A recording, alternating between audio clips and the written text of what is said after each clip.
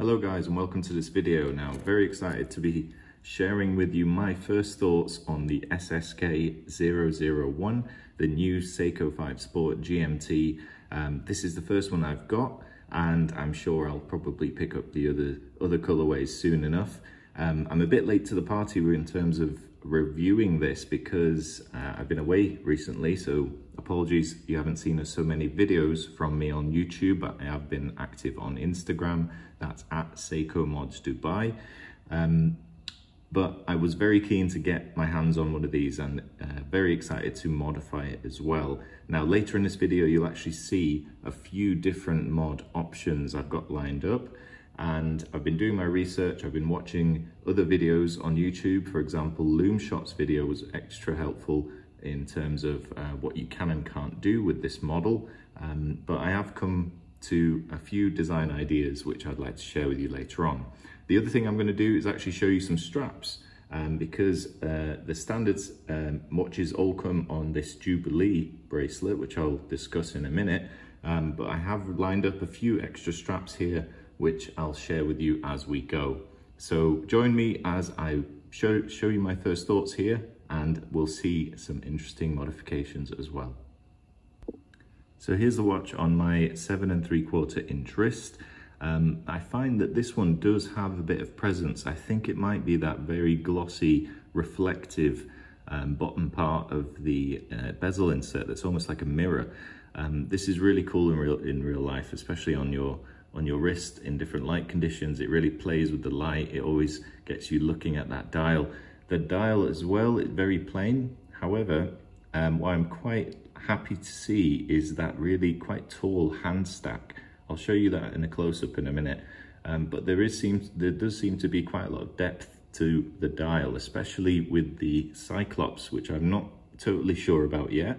Again, I'll show you a little close-up of that in a second, but overall the watch seems to wear really nicely even on a larger wrist size such as mine, and I know these are suited to smaller wrists too.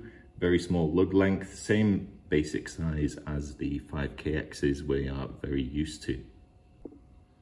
Now, if we zoom into that dial, hopefully you can see what I mean. The whole hand stack, so that's the new GMT hand, the hour hand, the minute hand, and the seconds, all of course sit higher off the dial, and I actually really like that effect. It seems to be, just adds a bit more depth to the dial. You also get 24-hour inner chaptering, which is quite useful. I was surprised to learn this once I actually tried to use it for its function as a GMT. The Cyclops, I'm not totally sure about. It almost looks to me like the magnification is not quite enough. It doesn't look that much different without and with the Cyclops. If you compare this to a Rolex, for example, those Cyclopses are much more magnifying.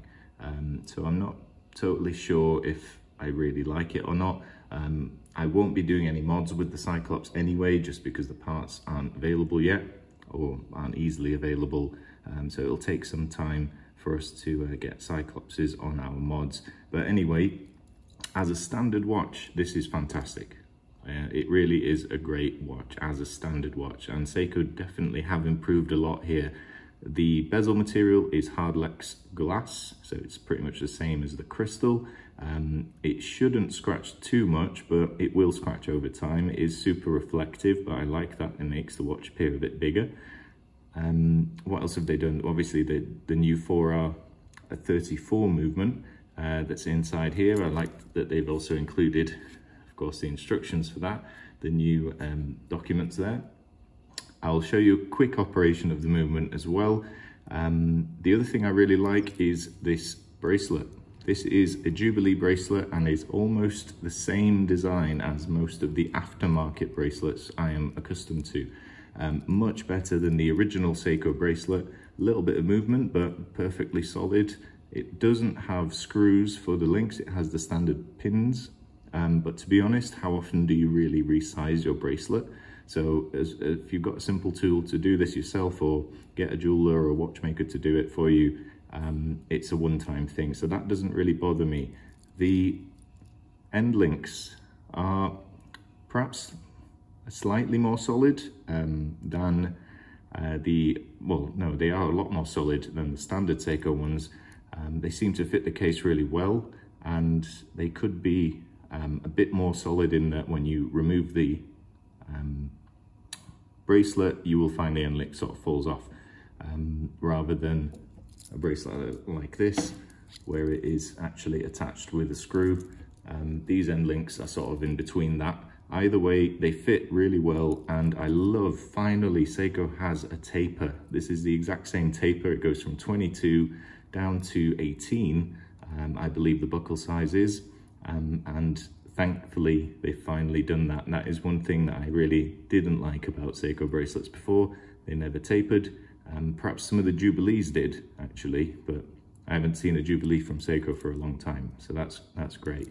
The other somewhat disappointing feature, many people have called this out already, is this simple pressed clasp. Now, the pressed clasp isn't really an issue in terms of functionality or comfort. It rattles a little bit, but then again, a lot of milled clasps do as well. It's not terrible. Basically, my thoughts is, if you like the bracelet as it is, there is really no need to upgrade this to any other Jubilee. You're not really going to get much out of it. You might, however, want to upgrade it or change it to a Oyster style bracelet or a rubber strap. Now, I'm going to show you those very, very shortly. Now, quickly, operation of the movement. No screw down crown, you just wind it and then pull it all the way out to set your time. You'll notice the GMT hand will move accordingly as well. So let's say it is 10 past 11 local time. And then if we put it to the first position, now this is where the day used to be. We rotate clockwise and notice that the 24-hour hand jumps hour by hour. And you can track it using the bezel to begin with, or the inner chapter ring, if the bezel is already timing something else, for example. So that inner chapter ring is actually really helpful, because now I can set, let's see, what did I say? It's 11:10 a.m. here, and it doesn't move in both directions. You are going to have to turn it. But let's say you're somewhere that's 9:10 a.m. So I've just put it between the dot and 10 there. That's 9 o'clock in the morning. And the silver part is, if you're going to use the bezel, that basically shows this is daylight hours in the place that you are referring to using the GMT hand. So for example, when I was in the Philippines on my trip, I would set the red hand to Dubai time, and then I would actually set the bezel to the UK time. So I could track 3 time zones really quite easily. And to do that, you would then also move this the appropriate number of hours away on here. And that's where the chapter ring helps, that you still have the 24-hour readout for the hand inside. I could spend all day talking about the movement, but it is a really good GMT movement. I was actually quite surprised that they could make this independently adjustable GMT hand. For some reason I thought it was just going to be permanently linked to the hour and just show you the same 24-hour readout. Date is easy to change, quick set date there, not a problem. And of course, no screw down crown. You can hand wind this exactly the same as the NH36, which is in the other Seiko 5 Sports, or sorry, the 4R36 it's called in the other 5 Sports. Overall, if you can get this for under $500, $400-ish, this is a really good watch on its own. And there aren't so many mod parts available for it. But let's start with the bracelets. Now I'm going to show you quick wrist shots of each of these and tell you where they're from. Then I'm going to put the movement from this, the dial, the hands, everything. It's going to drop out and it's going to go into those 2 cases with different bezels, just so we can see what we can do. So here's the watch on a watch and style, Oyster style bracelet. This is a little simpler than the Jubilee design, and I really like it. It just gives it a bit more of a solid sort of tool watch appearance. But really nice bracelet. Thanks again to Nico, who actually helped me. Nico is the owner of Watch and Style, who I met while in the Philippines. He also managed to supply me this watch. He managed to find me one over there. So that's why I'm making this video today as well. So thanks, Nico, for all your help in the Philippines. It was great to meet you. Now, this is one of my favorite bracelets. I use this on an awful lot of my mods, and it's nice to know it fits very well on the SSK001 or the new GMT models just fine as well. I did expect, though the spring bars are slightly different in these models, it does fit up to the case really nice and solid. You can see little play in the end links. Overall, really good quality. I will actually be supplying these bracelets on svkwatches.ae, especially good if you're in Dubai. You're going to find probably the best offers there. But yeah, that is the Oyster style bracelet, which I think looks really, really good. Let's have a look at some of the rubber options now. So here's the first of the fitted rubber straps. This one is from DLW or Mon straps. Some of my favorite straps, you'll see them again a lot on my Instagram through customer orders and everything. I will stock these in the future, and they fit right out the box perfectly well. The only downside for me for these straps is that they are a little short for my quite large wrists, but if you've got a normal size wrist, which is most of you, you will love these, and they come in loads of different colors as well.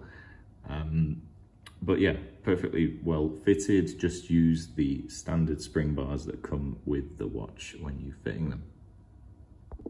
And then finally, my personal favorite rubber strap for this is the Watch and Style cut to length rubber. So if you have a look, there is no overlapping part. You literally have to cut the rubber down to size and fit it in the clasp, and then it looks much the same as the DLW or Mon strap, except it has slightly more bumpy sort of areas here which kind of bring the watch out, and it's a bit firmer. But overall, I love this because it fits me really well, because I've got a larger wrist. I can size it perfectly, and I've actually upgraded the clasp on this one. When you buy this from Watch and Style, you will get this regular style clasp, and I believe they also offer it. Again, all of this stuff I'm going to offer on my own website at svkwatches.ae, and you can reach me on @Seikomodsdubai on Instagram as well. So any products I really like, of course, are going to end up on my store as well, and it'll help out other people in the UAE, especially when it comes to shipping and so on. So that is my personal favorite look for this watch. I'll quickly show you how the strap works. But you can see here it's a standard milled bracelet clasp, and this one's got loads of adjustment holes, which is helpful for this cut to length rubber, because if you mess something up, or if you over time you want to edit it, you can't like put the rubber back, you have to use a larger clasp. So that's why this one looks the way it does, but it folds together, and the nice thing is once it's locked, it's all quite sort of same thickness all the way around, so it's not going to have that awkward extra bit. So that is the GMT with a bunch of different straps. Like I said, if you like the Jubilee, stick to the standard one, no reason to change it. If you want an Oyster style bracelet, this is great. If you want a rubber strap, either the Mon straps and DLW ones come in lots of different colors, really nice quality, love these. These are of course much easier to get on because of the buckle. If you're happy to cut the strap yourself, go ahead and get one of these, because I really like having the sort of butterfly rubber strap. Okay, now the fun part begins, because we are going to put this dial handset movement, I'm going to drop it out of this watch, and I'm actually going to put it in two different cases. The first one is going to be this case. Let me put the watch down a second. So this is a SRPD 79 case, I believe. So this is I built this case up from parts. So it's got an original Seiko 5KX or SRPD 79 case and crown. It's got a sub-style bezel. It's got a double dome sapphire, which has a nice action to it. Now, this one I've kept unidirectional. The other one, I've actually modified the bezel so that it is, it turns in both ways, but still clicks. So I'll show you that one in a minute as well. Now, double dome sapphire, the sapphire and the insert I'm going to use for this is from DLW. All the other parts are from Watch and Style, including this lovely large, open and slim sapphire case back. So you get to see right through the watch, of course, before we put anything in it. Now, this one, I thought DLW only really have a few 24-hour bezels on their site, and I always go to DLW for bezels because they are often the best quality. Now, I'm sure they're going to release many more, but for now we've got the standard black 24-hour in the kind of Rolex style. So you can see what that's going to look like inside there. Now, I haven't stuck the bezel in yet because I was actually tempted to see what it looks like with the Batman bezel as well. So let me go ahead, take the movement out of that and stick it in here, and we'll see what a more modified version of the SSK001 looks like. So here it is, guys. This is the guts from the GMT installed in a 5KX SRPD case with the double dome sapphire, plain black chaptering with markers and a sub-style bezel. Now, one thing I just learned now is that you really have to stick with the standard case back that came with the silver watch. Otherwise it won't actually screw down all the way. So the movement spacer ring, the holder essentially, the plastic holder, which is usually black or grey, it is the thicker one inside the GMT. So I'm pretty sure I could make the nice sapphire case back I've got for this fit, but it would need to I would need to change the plastic ring off the movement, which I don't have time to do right now. But anyway, let's check out the bezel. So I'm just going to place these lightly on here just to see how it would look. So there you go. This one I think is going to look awesome with a black fitted rubber strap like this, but I'll get one with a black buckle as well. But that's the idea. I haven't never done this before, guys. You're seeing this like me for the first time. So interestingly, the date doesn't appear to be much smaller than usual without the Cyclops. So I really don't miss that Cyclops, I don't think. Now, I was wondering what the Batman bezel would look like. So let's take that one out and drop this in loosely. That looks cool as well, you know. It would be perfect if it was a Pepsi bezel because of those red elements on the dial. Really quite annoyed that all of the standard watches always have the red elements. So none of them really match the proper Batman design like this. But I am going to try the Batman in the silver case, I think. I think that's going to go a bit better. For the darker color watch, I'm going to go with the other insert and a black rubber strap as well. And we'll probably put the Oyster bracelet on this one. But what do you think, guys? Let me know in the comments, which one would you have picked? But that's my pick for now. Really enjoying this. Let's have a look at the final product. So here it is, guys, what I'm going to call the Blackout GMT. Not a full Blackout model, of course. We would want some sort of stealth bezel and dark marker dial for that. But I think this is the best black option you can make right now in terms of original Seiko parts GMT. So that means original Seiko dial. And I think it looks great. Totally different to the original, even though the dial, the sort of, and the movement, the hands, the guts of the watch are all the same as before. You can see what massive difference that sapphire crystal makes, and the ceramic bezel, and of course the great DLW and Mon straps, fitted rubber strap. So here is some sort of beauty shots of it outside, and really happy with the way this one came out. I think this is definitely going to be a popular choice amongst some of my followers and subscribers. Please do follow me on Instagram at Seikomodsdubai, by the way. And if you want to email me, it's info@svkwatches.ae or info@seikomodsdubai.com. You can have that as well.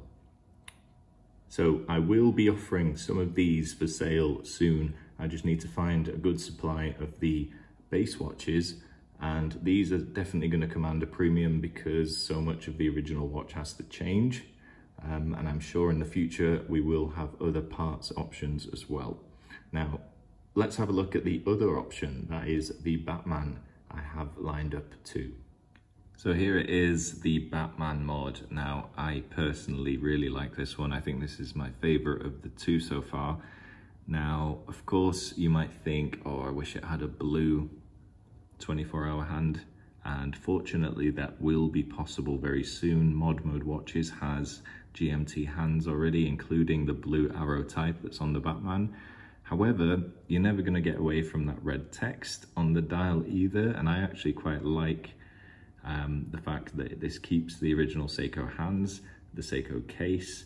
With my mods, I don't typically try to copy the Rolex version exactly. I try and keep a bit of Seiko in there, so I think that helps differentiate it a bit, make it more of a fun, playful watch rather than a direct copy.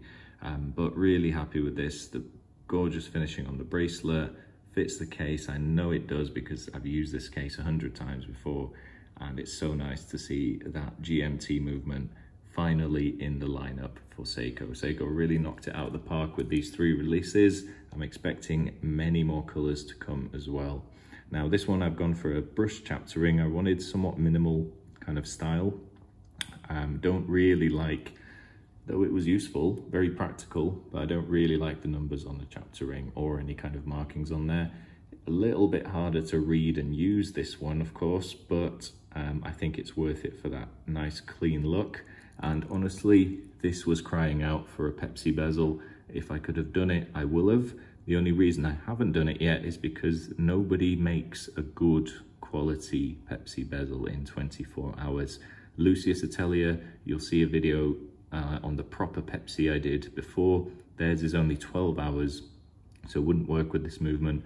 Please, somebody make a good quality 24-hour Pepsi bezel in ceramic, because no matter what, they do exist, but I guarantee they will look orange and not red. So do be careful if you're trying to build a Pepsi version of this. That is why I've gone for this Batman and the black, sort of blackout version for now. My two, probably some of my most popular requests are for Batman mods and blackout mods. So that's of course why I decided to show you these first. Really, really happy with the outcome of this. Had to use the original Seiko case back for now, but that shouldn't be an issue to change later. Let's see it on the wrist before I go. So again, nice quality bracelet from Watch and Style. Shout out to Nico for not only supplying the base watch for me and of course many parts over the years, but also actually taking time out to meet me in Manila to have a nice chat with me as well. So this one goes out to you, Nico. I couldn't have done it without you. Sorry guys, I forgot to show you the bezel action on this because I've actually modified the click spring inside the standard 5KX case, which is usually unidirectional, to 60 clicks, first of all. But more importantly, it also clicks, I don't know if you can quite hear it there, but it also clicks in both directions. So this is now a 60 click dual directional bezel, which is more appropriate for a GMT watch. I wanted to do that because, well, firstly, just for the challenge, but also the standard watch, I noticed when I was wearing it and traveling with it, the bezel is somewhat loose. So it's, you know, if you actually use the bezel for something, it's quite easy to sort of knock it out of position because it is just smooth. Whereas the one I've modified, it's gonna stay put a lot better in your chosen position. So there you go, guys. That is an extra little thing I managed to do on this watch. It's simply modifying the click spring, bending the little fork here down completely and making the top one, which is about here, into a little triangle shape. I can show you that in a following video soon as well. One more thing, I know a lot of you are going to be asking about these mods. Now, I will be, of course, offering them soon, but not just yet. So Keep an eye out on my Instagram when I update it. Note though that of course the original mods and the 12-hour versions are going to be equally available as always. These are going to be harder to find in the beginning and therefore quite a bit more expensive. Expect at least 3,000 dirhams, you know, close to $800–900 for a mod like this. But hopefully the prices will come down, and of course you'll see better offers in the future. For now, this is a prototype. I may offer it for sale soon, so do subscribe and I will be sure to let you all know. Thanks all, and I'll see you next time.